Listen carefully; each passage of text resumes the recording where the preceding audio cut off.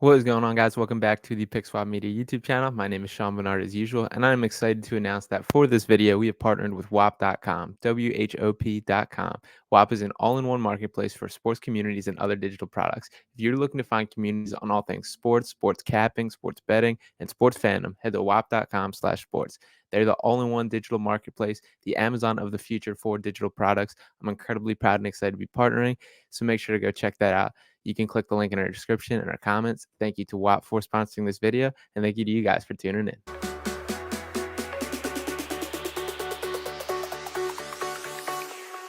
Jack it up.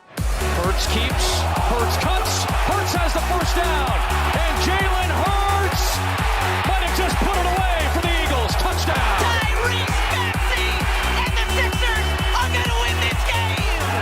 Joel, tough turnaround in the lane. Another 30-10 performance for Joel Embiid. Hurts connects with Devontae Smith.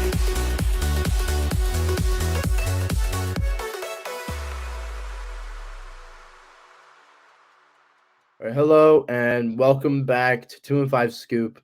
I'm here with Asher Pileggi as per usual. Here to talk about the upcoming NFC Championship game with our Philadelphia Eagles facing off against the 49ers. Eagles are favored by 2.5 at home.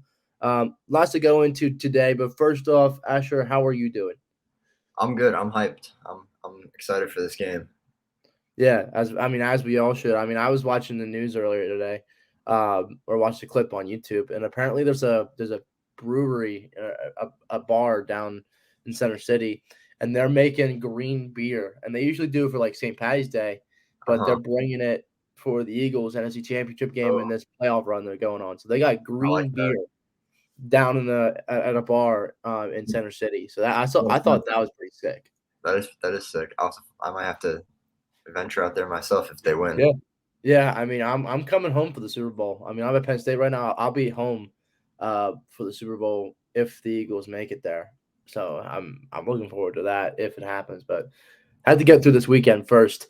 But a lot to go into today. A big matchup. Probably was a very predictable matchup in the NFC playoffs. But yeah, lately there's been a lot of news injury wise. I believe Asher, you read something about Avonte Maddox. Yeah, so it's his progress is looking really good. He practiced in full today, which is the Eagles' last practice. They're not going to practice tomorrow before the game. Mm-hmm. So it's possible that we're going to have 22 out of 22 starters in the NFC Championship, which is just wild. Right. Yeah, that is really nuts. And then a lot like around, let alone the injury report and all that, and how the actual team's looking, but off the field. We have some like antics going on with the Niners. So first of all, I want to go into a quote I read the other day from Deebo Samuel. They were talking about the Eagles, how loud it's going to be at the Link. I mean, the crowd's going to be absolutely rocking. So Deebo Samuel got a question on how he feels about that kind of environment and how rowdy it's going to be. He made a comment something along the lines of, "I know it's going to be loud in that stadium, but nowhere is as loud as ours." That being, in Santa Clara, out there in San Francisco. Right. So, how do you feel about that comment? I mean, there's this, and then there's also Niners fans hanging the towel around Rocky. It's kind of the same thing that the Vikings did back in 2017. I feel like going through a little bit of deja vu here. Am I wrong? No, definitely reminds me of that as well. But I mean, I think, like, how Philly fans are. If this was in San Francisco and we were able to hang towels on the Golden Gate Bridge, we'd be doing it. Like, yeah.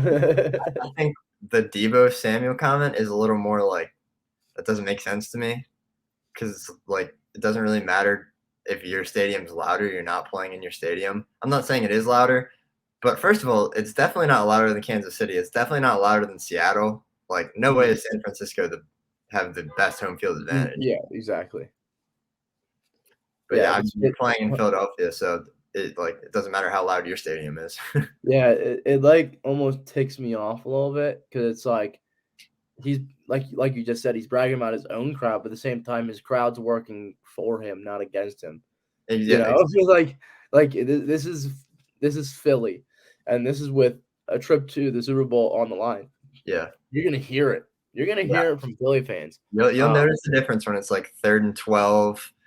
You're at the 50, and it's like an important drive, like in the fourth quarter. You'll be hearing the the significance of the home field advantage. The amazing thing is like, especially in these big moments in the playoffs, if the Eagles like get any kind of momentum going, I mean, that crowd just completely carries the team to like a whole nother level of just dominance. And we saw that on in the Giants game on Saturday night, where they made a couple big plays early on, and the crowd just kind of rode, took the team and helped. And I don't know, it just was a very, very magical thing to watch. Yeah, I mean, you can say, like, remember that I'm blanking on the name, but with the big pick in the NFC Championship game versus the Vikings. Patrick Robinson. Yeah, but I mean, the Vikings were up 7-0. The Eagles, they had the ball back. Mm-hmm. The Eagles go or Patrick Robinson gets that pick six. The crowd just erupts, and it was basically Philly's game from then on out. Yeah, and that's a perfect, lead right into, my key. We're going to go through our keys to winning this game. And mine is to get up early, make a big play, whether it's a turnover or like have a perfect drive or like have a bomb to Devontae Smith for like 60 yards, something like that to get the crowd really going. Because as we've seen in years past, and, we just saw that on Saturday, that when this Eagles team gets going at home, when, stakes are this high, the crowd takes over and kind of drowns out the other team and makes them kind of shrivel into a little ball. And I think if this team can, get a big interception like that Patrick Robinson won against the Vikings back then, something like that where we get the momentum early, I think the Eagles are in a fantastic position to not only win this game, but blow out the 49ers. I mean, I'm telling you, I think the home field advantage is that impactful here. I can see that. And another point to add on to that, the Niners and Eagles we talked about it in the last episode with how terrible the NFC has been and like how both our strength of schedules have been pretty bad. Right. Neither of these teams is used to playing from behind. They go in, they get up early, they just dominate. The Niners and the Eagles have both done that consistently all year. This is both of these teams' biggest test is we haven't played each other yet.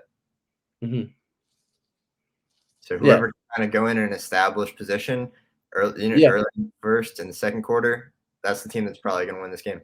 Yeah, and to go into further detail with that is I want to look at specific matchups. I mean, again, these are probably the two most dominant teams in the NFC, hence why they're meeting up in the NFC Championship. But I want to go matchup wise, and the biggest matchup I'm looking here,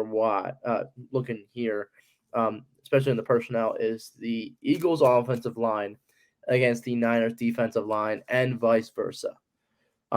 This is going to be a game in the trenches, in my opinion. I think this is absolutely going to be a game. It's going to be one in the trenches. The Niners defensive line, has Nick Bosa, who has 18.5 sacks on the year. I believe that leads the league, if I'm not mistaken. Yeah, and then you have the Eagles offensive line, which has multiple All-Pros. Far and away the best offensive line in the league, and they're dealing with an injured Lane Johnson, but his injury didn't seem to really hamper him on Saturday. So we're looking at a very, very good offensive line against a very, very good defensive line. Who do you think has the edge in this matchup right here? In the offensive line versus defensive line matchup, I definitely will give it to us. Like you said, far and away the best offensive line in the league. I don't want to discredit that Niners defensive line. Nick Bosa is an incredible player, that clearly a very talented group overall. But the Niners' defensive strength isn't focused in any one position group. Their linebackers are great. They have Fred Warner is an All-Pro this year. Their cornerbacks are great. Their safeties are great. They have Hufanga, the guy that looks like Troy Polamalu. Him. So they have a lot of stars, all over that defense. Yeah, absolutely. But look at it vice versa.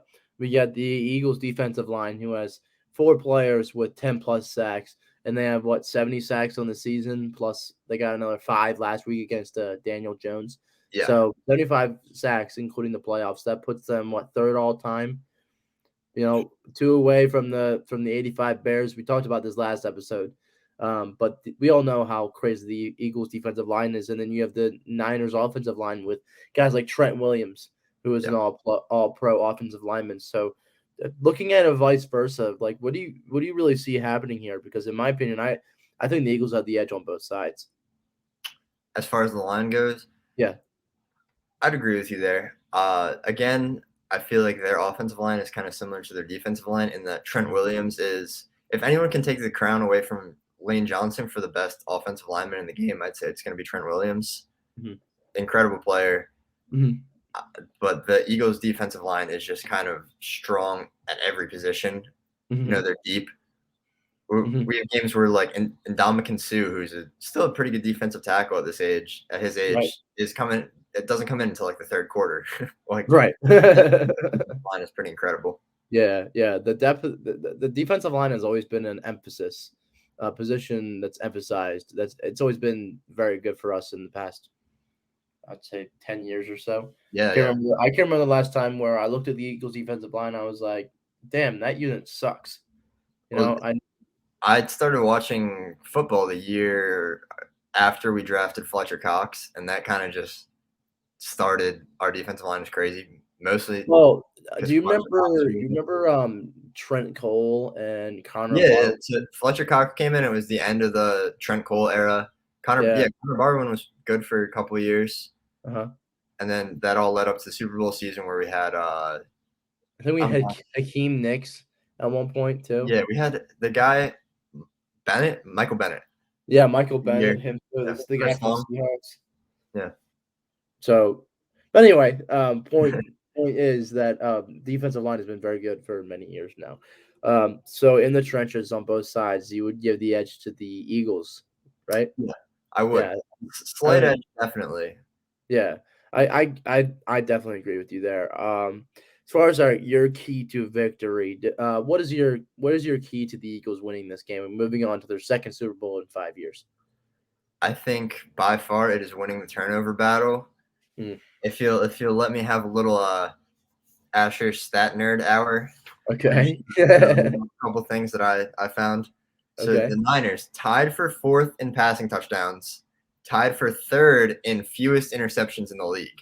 So there's a conception kind of that the defense carries this team, and yeah, that's kind of true, but Brock Purdy and Garoppolo, until he got hurt, were very, very good at taking care of the football. That's all you need to do for this Niners team to win, because the defense is going to do what it always does. So they've thrown 30 passing touchdowns, which is actually more than the Eagles have thrown. The Eagles have only thrown 25. So the Niners have scored through the air, I think, more than people are aware of. Mm-hmm. And that's a lot of it is because of Christian McCaffrey, Deebo Samuel being able to make moves. Yeah. But I mean, there's a lot of players on that team that are dangerous in space, and they don't fumble. They have over the 12-game win streak. They have 1 or fewer turnovers. They have 4 losses on the year in total. In all 4 of those losses, they lost the turnover battle. Oh, okay. And those are the only 4 games all year where they lost the turnover battle. So when they lose the turnover battle, they lose. Yeah. Okay. Interesting. So, yeah, I think their success as far as winning the turnover battle has to go towards has to be credited towards Kyle Shanahan. I mean, he's an absolute offensive mastermind, and I think he really designs plays where it's easy for the quarterback to kind of just think and dunk and do his thing. That like it's a very he has an offense where you kind of plug in any quarterback and they'll suffice. All you have to do is you say, don't turn the ball over. Like, don't be stupid. Just do it, So, and I think Brock Purdy actually goes above and beyond that sometimes. So where not only is he a good foundational quarterback where he doesn't really make those big mistakes that can cost you the game, but he also makes big throws every once in a while. They kind of, they go above and beyond what is typically expected of a Niners quarterback. Yeah, exactly. And then on top of that, I was actually looking at some film earlier, and if there are any Eagles players that are ever watching this, I highly doubt it, but I was watching some film, but I noticed that when there's pressure, when Brock Purdy feels pressure, he has this tendency to roll out to his left and go backwards. Yes, he He does. gets He scared. runs He does that kind of every single completely time he gets backwards. pressure. Yep. So there's any Eagles players or like Nick Sirianni, like literally anybody, get the word out. Get the word out. Let them know. I'm sure they've already seen the film. I'm sure they've already noticed, but take advantage of it because it's something that I think the Eagles defensive line could definitely feast on. But yeah, so really excited for this matchup. Can't wait for Sunday at 3 p.m. I don't know if that can come any quicker, honestly. This week has been dreadful. But enough of that. We got other NFL stuff. We got the other championship game. We got the Bengals going to Kansas City to face the Chiefs. Chiefs are favored by 1.5 at home. We got Burrow versus Mahomes. Burrow coming in undefeated against Mahomes and the Chiefs. I believe he's 3-0. Yes, Uh, I believe he's 3-0. So let's talk a little bit about this here. How do you see this game going? Really? I can't make heads or tails of this game really, especially the Mahomes injury kind of muddles things. Mm-hmm. Where I mean, he sprained his ankle, like obviously. Right. So you don't come back from that, Mm-hmm. unless it's like the smallest ankle sprain in the world. You don't come back from that in a week. Yeah. So he's gonna be on some crazy painkillers. He's gonna have that thing wrapped up. It might not make an impact at all. You know, he's a tough guy. Mm-hmm. But I mean, it could make an impact. It could be weaker than before. It could happen again in the game. I don't know. Yeah, no, so the one thing about the Patrick Mahomes injury, I know they said he was a full participant. Excuse me. I know they said he was a full participant in practice, and things seem to be all like sunshine and rainbows, like he's gonna be okay. No, he's not. What's actually happening is that he's working with Andy Reid and trying to figure out, what can he do on that leg because he's obviously gonna be. Long story short, he's gonna be very limited. He's not gonna be as mobile. It's kind of gonna be like a smaller degree of Carson Wentz when he threw that touchdown pass to Alshon Jeffrey with the torn ACL. Similar to that kind of thing. Basically, he's going to be very limited as to what he can do in the pocket, how he can maneuver, what kind of stuff he can. So that all the trickery that we see with Patrick Mahomes, don't know if we're going to see as much of that. So I think we're going to see a much more simplified Kansas City offense. So with all that being said, I'm going to give the edge to the Bengals. I think Joe Burrow is feeling himself. I mean, they went into Buffalo last week and they humbled them. I mean, really, like the Bills were coming in. They seemed like a team of destiny, and that they were going to go all the way to the Super Bowl. And then Joe Burrow came in. He was like, nope, and blew him out by like 17 points. So, I mean, these are two teams that have proven themselves in the playoffs time and time again. Mm-hmm. Well, for the Bengals, it was only last year, but they look pretty good against the Bills. Joe Mm-hmm. Burrow is a cool customer, obviously. Zach Taylor seems to keep his composure pretty well as a play caller and a coach in big games. Right. And then the Chiefs, we know what the Chiefs can do. Andy Reid has been one of the best coaches in the NFL for 20 years. He's made multiple Super Bowls, won one. Mm-hmm. Mahomes. I would argue he's one of the best of all time, but that's a conversation for another time. Yeah, no, I'm with you there. I'm not going to argue with you there. Yeah. But, so I mean, I think as an NFL fan, I would be more excited to watch this Chiefs Bengals game just because of the absolute superstars that are going against each other, especially in the quarterback. Yeah, the stardom, the stars in this game, just the headlines. I don't know. It's going to be a really, really exciting matchup. But overall, with the spread, I'm going to have to go with the Bengals covering here, the 1.5. I think it's going to be a thriller. I think it's going to be a shootout. I think we're going to be looking at something that's well over the over-under. I think the over-under is at about 50 right now. We're probably looking at like 60. I'm saying like 62. This is going to be like a 34-31, like Bengals win. I mean, these are two offensive superpower, I don't even know. But I got the Bengals here. Okay. Actually, I like the Chiefs in this game. Home field advantage, Andy Reid coaching, Patrick Mahomes quarterback. I'll take that every time. All right. I mean, I kind of want some Bengals action in the Super Bowl. Okay. Although I would like this, I would love the storyline of of a Chiefs Eagles Super Bowl. Andy Eagles Reid versus going the up. Eagles. Yeah. Yeah, Yep. that And would be Reed fun. versus the Eagles. Yeah. So that'd be sick. But with all that being said, that should about do it for us here at 2 and 5 Scoop. Asher, thank you again for your time. Of course. So you guys listening, make sure to subscribe, make sure to follow, make sure to hit the notification bell. All of our social media handles will be in the bio as well as our merch that's been on for a little bit. And yeah, thank you for tuning in, and you all have a wonderful weekend. Go Birds. Go Birds, baby.